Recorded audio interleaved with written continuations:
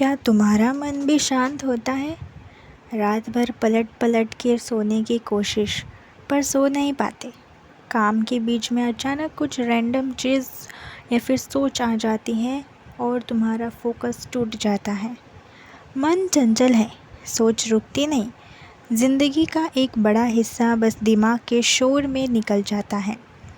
हमारा मन इतना चंचल है कि हम इसे काबू नहीं कर सकते। हर युग की समस्या, मन एक जगह टिकता ही नहीं। कभी भूत में चला जाता है, कभी भविष्य के डर में। एक ही विचार बार बार आता है, फिर छोटा सा विचार बड़ा बन जाता है और फिर हम तनाव, चिंता, ज़्यादा सोचने में डूब जाते हैं। पर साईं कहते हैं, मन को जितना कठिन है वायु को रोकना, लेकिन अभ्यास और वैराग्य से इसे वश में किया जा सकता है।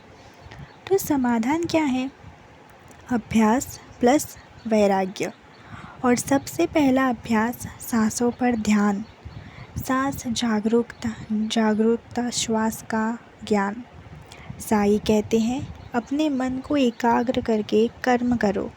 और मन को एकाग्र करने का सरल और प्राचीन तरीका है अपने सांसों पर ध्यान दो।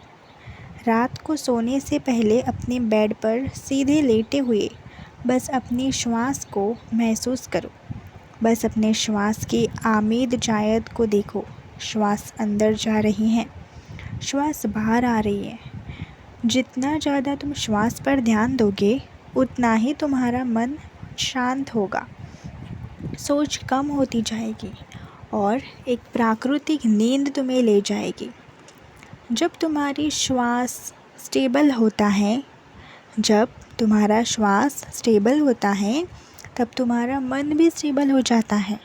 इसलिए डीप ब्रीदिंग एक आध्यात्मिक क्रिया है जो तुम्हें तुम्हारे असली रूप से जोड़ती है।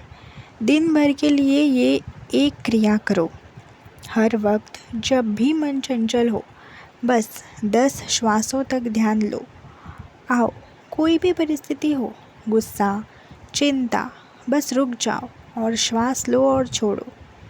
यह आध्यात्मिक है। लोग कहते हैं ध्यान समय की बर्बादी है, लेकिन बाबा कहते हैं मन को जीतना ही असली विजय है। तुम दुनिया जीत लो, लेकिन अगर तुम अपना मन नहीं जीत पाए ना, तो ज़िंदगी सिर्फ व्याकुलता बन जाती है, कार्रवाई नहीं। जब मन शांत होता है तब हर फैसला, हर कर्म शुद्ध और संवेदनशील बन जाता है। पर सल्यूशन क्या है? अगर तुम रात भर सो नहीं पाते तो समझो तुम्हारा मन तुम्हें कंट्रोल कर रहा है। लेकिन साईं ने तुम्हें टूल दे दिया है। श्वास पर ध्यान, विचार का दरवाज़ा बंद और अंतर में एकाग्रता जगाओ। आज रात बस 5 मिनट बाबा के साथ, अपने सांसों के साथ, और देखो तुम्हें नींद नहीं, सुकून मिलेगा। लेकिन जब मन शांत हो जाता है तब एक नई चुनौती आती है। कंसिस्टेंसी। तुम कुछ शुरू तो कर लेते हो, लेकिन हर बार बीच में छोड़ देते हो, है ना? तो कंसिस्टेंसी बढ़ाने के लिए भगवान का नाम स्मरण करो।